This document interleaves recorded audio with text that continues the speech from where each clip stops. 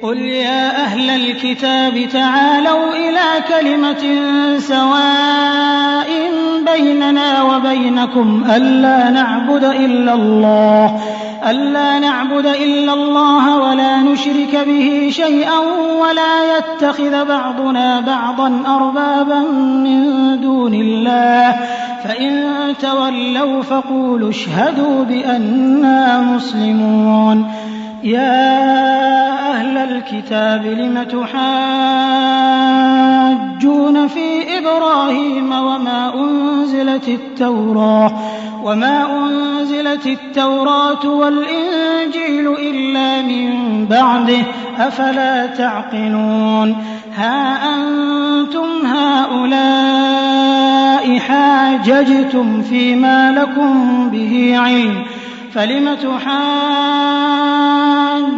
فيما ليس لكم به علم والله يعلم وأنتم لا تعلمون ما كان إبراهيم يهوديا ولا نصرانيا ولكن كان حنيفا مسلما وما كان من المشركين إن أولى الناس بإبراهيم للذين اتبعوه وهذا النبي والذين آمنوا والله ولي المؤمنين ودت طائفة من أهل الكتاب لو يضلونكم وما يضلون إلا أنفسهم وما يشعرون يا أهل الكتاب لم تكفرون بآيات الله وأنتم تشهدون. Assalamu alaikum wa rahmatullahi wa barakatuh. Bienvenue sur ma chaîne YouTube. Merci d'être connecté à votre frère Ismaïl Kossi. Je le rappelle, je suis un chrétien converti à l'islam et à belle lurette. Pour ce nouveau numéro, il est très simple. Nous allons essayer d'aborder par la grâce d'Allah subhanahu wa ta'ala un sujet qui va paraître aux frères un peu léger mais aussi lourd dans sa définition. C'est ainsi que tout d'abord je demande la paix et la grâce d'Allah subhanahu wa ta'ala soit sur tous ceux qui, pour la vérité, ils recherchent le fond de la théologie dans sa définition claire sur ses préceptes et puis notamment sur certaines personnes, sur certains principes de la théologie. Tous ceux qui demandent véritablement et humblement à comprendre cela de façon plus limpide et plus claire, évitant les méandres qui pourraient se joindre à la théologie. Ces dernières personnes demandent la grâce d'Allah subhanahu wa ta'ala de leur augmenter cette envie. Et pour tous ceux qui ne recherchent pas cette vérité, je demande à Allah subhanahu wa ta'ala dans sa miséricorde d'adoucir le cœur de ces derniers la vue, de les amener au droit chemin, Inch'Allah ta'ala, dans sa miséricorde. Aujourd'hui, il est sujet des miracles de Jésus-Christ, à savoir dans la Bible. Et souvent, il nous est fait souvent des narrations de certains miracles de Jésus-Christ, alayhi salatu wassalam. Et d'ailleurs, le Coran, on voit la narration de certains de ces miracles dans le Coran. Que représente aujourd'hui, nous allons voir l'importance de ces narrations, et puis, en quelque sorte, pourquoi ces miracles, et puis, si réellement certains de ces miracles qui sont racontés dans la Bible sont-ils réels, et puis dans le Coran aussi. Nous n'allons pas rentrer dans le gros, nous allons essayer de passer sur une petite explication d'un épisode qui nous a un peu épaté. C'est-à-dire, tout d'abord, sur cette problématique des miracles accomplis par Jésus-Christ de façon biblique, nous allons venir sur ce point pleinement. Et dans Matthieu 4, verset 22, nous allons lire l'un de ces miracles qui Matthieu 14, verset 22. Donc, dans Matthieu 14, 22, nous allons lire l'un des miracles de Jésus-Christ et puis essayer de le censurer plutôt, tel que tout le monde le peut suivant ses efforts intellectuels. Pour voir si cela ressort de l'authenticité d'un miracle qui aurait été fait. Bon. Dans Matthieu 14, verset 22, il est dit: ensuite, Jésus-Christ obligea les disciples à monter dans la barque et à le précéder sur l'autre rive, pendant qu'il renverrait les foules. Après les avoir renvoyés, il monta sur la montagne pour prier à l'écart, et le soir venu, il était là seul. La barque était déjà à une distance de plusieurs stades de la terre, malmenée par les vagues, car le vent était contraint. À la 4e veille de la nuit, Jésus alla vers eux en marchant sur la mer. Quand les disciples le virent marcher sur la mer, ils furent troublés et dirent: c'est un fantôme. Dans leur crainte, ils poussèrent des cris. Jésus leur dit aussitôt, rassurez-vous, c'est moi, n'ayez pas peur. Pierre lui répondit, si c'est toi, ordonne-moi d'aller vers toi sur les eaux. Et il dit, viens Pierre, viens. Pierre sortit de la barque et marcha sur les eaux pour aller vers Jésus.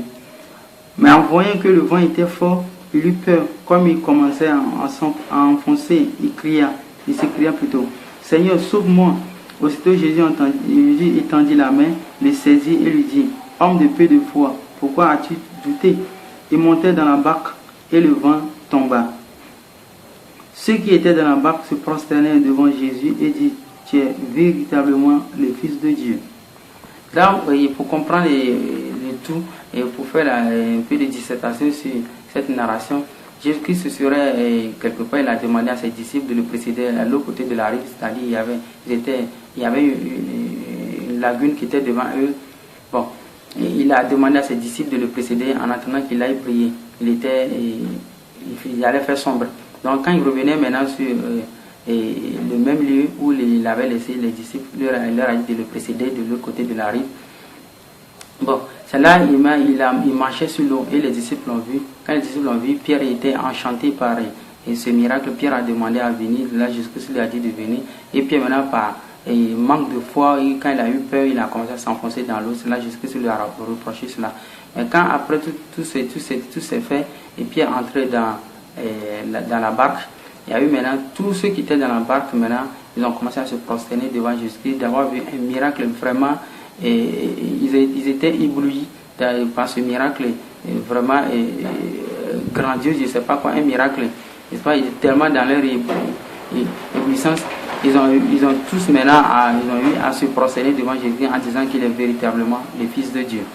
C'est ainsi que pour définir cet épisode, ce qui nous intéresse, c'est que tout ce qui se serait passé quand Jésus-Christ a marché sur l'eau, quand Pierre aussi a allé vers lui sur la main, et puis quand les gens se sont prosternés devant Jésus-Christ, c'est-à-dire se prosterner devant lui comme en l'adorant. Tout d'abord, pour définir ce geste-là, déjà c'est faux.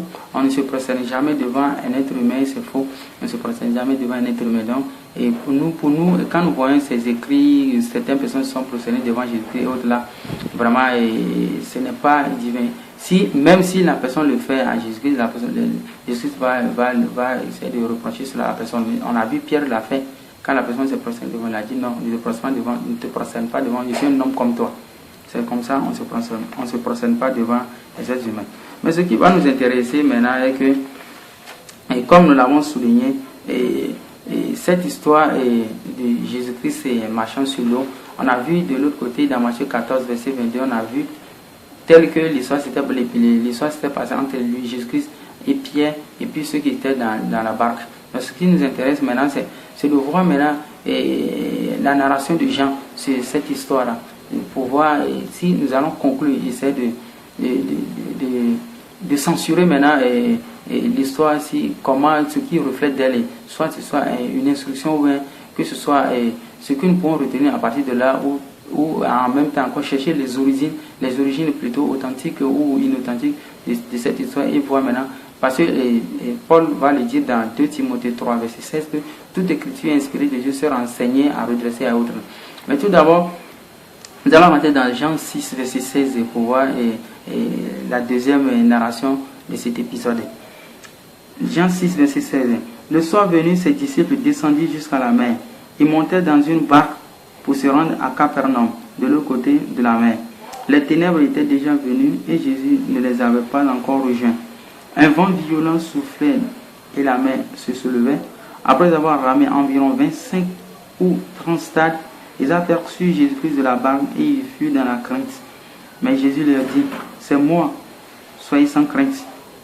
Ils voulaient donc le prendre dans la barque et aussitôt la barque toucha la terre là où ils allaient. C'est-à-dire ici, Jean nous raconte le même épisode, tout à fait normal. Mais à la fin, qu'est-ce qu'il nous dit? Qu'au moment où Jésus-Christ voulait rentrer dans la barque, il voulait le prendre par la main, en même temps, la barque a touché la terre. C'est-à-dire, si vous vous référez maintenant à Matthieu 14, verset 22, tel que nous l'avons lu, vous allez vous rendre compte que tout ce qui s'était passé comme histoire entre Jésus-Christ et Pierre, parce que selon Matthieu, retenez bien, Selon Matthieu, Jésus-Christ il a été vu sur la mer et il est rentré dans la barque sur la mer avec pied. Et c'est sur la mer encore. Les gens sont prosternés devant lui. C'est là où il y a le problème. Vous comprenez? Donc c'est nous, ce qui nous intéresse, c'est quand nous voyons ces récits, nous essayons de les censurer, à savoir si un homme peut se prosterner devant un homme, ou à savoir si Jésus-Christ aurait réellement fait ce miracle. Parce que, bon, nous allons revenir vers la fin pour tout ça. Mais ce qui nous intéresse ici, c'est que dans Matthieu, on voit toutes ces actions qui s'étaient passées sur la mer, mais on voit selon Jean ici, au moment où Jésus-Christ il voulait lui prendre la main en même temps et puis rentrer dans la barque, c'est à ce moment la barque a atteint la rive. Donc, ce qui veut dire chez Jean, il ne s'est rien passé. Ce n'est pas nous qui le nions. Mais selon peut-être la critique littéraire de Jean sur Matthieu, notamment sur cet épisode-là, Matthieu aurait menti tel que le souligne Jean ici. Vous comprenez, non? Donc, nous aussi, quand nous voyons ces miracles, ne nous imposez pas forcément à recevoir cela comme une révélation des écrits authentiques des disciples proches de Jésus-Christ ou la transmission de l'évangile qui, de part et d'autre, qui serait des ouïdis pour nous, en fin de compte. Cette histoire n'a rien été qu'une fausseté mise à l'écrit dans la Bible. Donc, ce que nous allons conclure maintenant, conclure peut-être à savoir que pourquoi ces attributions de miracles à Jésus-Christ. Vous allez voir, la plupart dans la Bible, on attribue beaucoup de choses à Jésus-Christ, la sainteté, tout, divinité, tout. Jésus-Christ est le pivot sur lequel il y a une circonvolution des préceptes, des données, des idéologies qui vont essayer de pulluler au cours des années, des siècles entre les humains. Puis il va amener les humains qui est quelque chose, en quelque sorte attrayant. C'est-à-dire, vous allez voir qu'il y a une forme de parole de Jésus-Christ où il dit, je vous ferai des pécheurs d'hommes. Donc avec Jésus-Christ, ils vont pécher la plupart de tous les crédules. Donc c'est ainsi que vous allez voir qu'il y a eu beaucoup d'attributions à Jésus-Christ dans la Bible. Il aurait fait telle chose, il serait Dieu, il serait comme ça, il serait tout. Le tout, il est tout, et tout a été fait pour lui, tout a été... C'est-à-dire, il est qualifié de tout sur tout. Vous savez pourquoi? C'est pour juste amener les gens à l'aimer. En aimant Jésus-Christ, on vous dit que Jésus-Christ est né et le 25 décembre, vous allez fêter le 25 décembre qui n'est autre que la fête païenne. Non, en aimant Jésus-Christ, on va vous dire que non, telle chose Jésus a dit de faire telle chose, donc vous allez les suivre. Donc, il faut Jésus-Christ pour jouer ce grand rôle colossal qui va envoyer des humains tous en enfer. Vous comprenez, non? Donc ce n'est pas d'une volonté personnelle ou un désir de dénigrer la Bible ou les autres, mais c'est juste pour passer à une critique textuelle et puis vu tous les apports intellectuels qui vont justifier certains faits bibliques, ce qui fait que nous, notre devoir c'est de lire et puis critiquer et puis maintenant donner nos points de vue. Inch'Allah, si les points de vue sont un peu différents de la part des autres, ils peuvent nous faire des critiques et puis on va essayer tous d'évoluer ensemble. En tel qu'on l'a su maintenant, en conclusion, vous allez voir que non, cette histoire de miracle et de Jésus-Christ marchant sur l'eau ou d'autres qui lui ont été faussement attribués, c'est juste pour amener les gens à l'aimer et puis à autres maintenant pouvoir intégrer à base de son amour là et ces humains dans cette pléiade de donner toute une panoplie de préceptes païens qui va amener les humains tous en enfer. Maintenant, en conclusion, ce que je vais vous donner comme un peu de suggestion sur nos aspects, nos aspects de critique, c'est que le plus grand miracle qu'un prophète peut commettre devant son peuple, c'est la conversion du peuple, c'est-à-dire amener le peuple à plus se convertir à leur Créateur. Donc c'est ainsi que Allah subhanahu wa ta'ala dans la sourate 10 verset 98, qu'est-ce qu'Allah subhanahu wa ta'ala nous dit? Bismillahirrahmanirrahim. Si seulement il y avait, à part le peuple de Yunus, de Jonas, une cité qui ait cru et à qui sa croyance eut ensuite profité, lorsqu'il eut cru, nous leur enlevâmes le châtiment d'ignominie dans la vie présente et leur donnant jouissance pour un certain temps. C'est-à-dire ici, Allah subhanahu wa ta'ala dans la sourate 10 verset 98 nous dit que si seulement tous les peuples ils avaient cru, comme le peuple de Jonas, il va leur enlever l'ignominie d'ici-bas et puis autre jusqu'à Allah et puis récompense. C'est-à-dire Yunus, Jonas, chers frères chrétiens, il n'y a pas une mention de l'un de ces miracles. Il n'y a pas une mention de l'un de ses pouvoirs exercés sur telle personne ou telle personne, ni contrainte. Mais il a été même premièrement, suivant son histoire, il a quitté son peuple par la mécréance de son peuple. Mais qui a été maintenant interpellé par Allah subhanahu wa ta'ala dans l'eau, le rejeter, rester dans le poisson pendant 3 jours. Et rejeté maintenant après, il a réenvoyé encore vers ce peuple maintenant qui a cru maintenant par rapport à la précédente fois passée. Donc, c'est pour dire que non, le plus grand miracle qu'un humain peut commettre, un humain entre guillemets qui est prophète, messager de Dieu ou qui distille le message divin, le plus grand miracle qu'il peut commettre, c'est de transformer un être humain, de transformer les mœurs d'une société, c'est-à-dire amener les gens à croire à leur Dieu et véritablement basé sur les préceptes divins. Donc c'est le seul but pour lequel les humains sont envoyés. Mais si un humain vient et il ne réalise pas ce vœu-là, c'est que c'est toujours par la volonté divine. Mais si un humain réalise cela, c'est que c'est une grâce divine. Donc Jésus-Christ, lui, son plus grand miracle qu'il voulait faire ramener tous les enfants israélites vers le droit chemin. Il n'était pas venu pour faire des miracles si époustouflants et pour qui va éblouir les yeux des gens. Et puis non, si nous suivons la logique des frères chrétiens qui n'arrêtent pas, qui n'hésitent pas aussi à se fanfaronner dans des écrits que Jésus-Christ aurait fait tel miracle, où Jésus-Christ est toujours vivant qui fait tel miracle. Si vous essayez un peu de rentrer dans leur logique, vous allez voir que non, si ça vous suit les miracles, aucun humain ne va suivre Dieu. Nous allons nous contenter tous de suivre Satan et puis voir des miracles ici en face de nous et puis des miracles qui se présentent. Même aujourd'hui, vous demandez à un païen de vous faire un miracle, il va vous faire un miracle très admirable, mais cela ne va pas vous pousser à croire dans ce qu'il fait. Donc, dans la croyance divine, il n'y a pas une mention de miracle qui fait état d'une personne authentique ou qui fait état d'une personne qui a un pouvoir divin, qui exerce quelque chose de plus, qui va attirer les humains vers lui, qui va être bénéfique. Non, le miracle se définit comme Jésus-Christ l'a dit encore dans Matthieu 7, verset 22, il va chasser tous ceux qui font ces miracles à son nom. Ou vous pouvez voir dans la Bible où ils font dire à Jésus-Christ que Jésus dit, si celui qui a peu de foi, il peut dire à telle montagne, ôte-toi d'ici et puis va de l'autre côté. Aujourd'hui, tous les chrétiens, entre guillemets, ils pensent qu'ils ont la foi en Jésus-Christ, et eux ils disent qu'ils ont la foi en Jésus-Christ. Mais quel chrétien qui peut faire ce miracle aujourd'hui? Nous les entendons, Inch'Allah, à faire ce miracle. Parce qu'il aurait fait dire à Jésus-Christ que si toute personne qui a un peu de foi, un atome de foi, il peut dire à telle montagne de se déplacer, et la montagne va se déplacer. Mais le fait qu'eux, ils ont cette foi en Jésus-Christ, nous leur demandons maintenant, si cette foi n'est pas suffisante pour déplacer la montagne, celui qui peut le faire, Inch'Allah, qui nous invite, nous les musulmans, à faire ce genre de miracle. C'est plutôt pour dire aux frères que non, c'est une prophétie de Jésus-Christ. C'est une parole qui sous-entend beaucoup de choses, qui après mettra tous ceux qui font les miracles au nom de Jésus-Christ à l'épreuve, qui ne peuvent rien faire de tous ces miracles.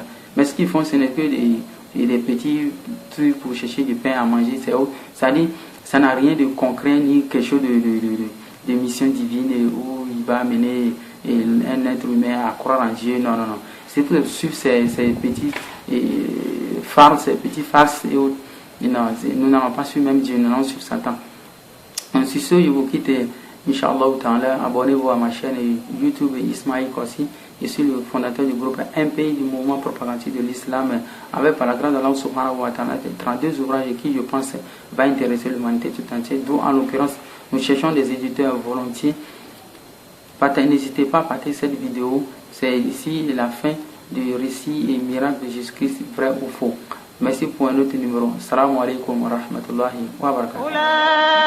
أولئك لهم أجرهم عند ربهم إن الله سريع الحساب يا أيها الذين آمنوا اصبروا وصابروا ورابطوا واتقوا الله لعلكم تفلحون.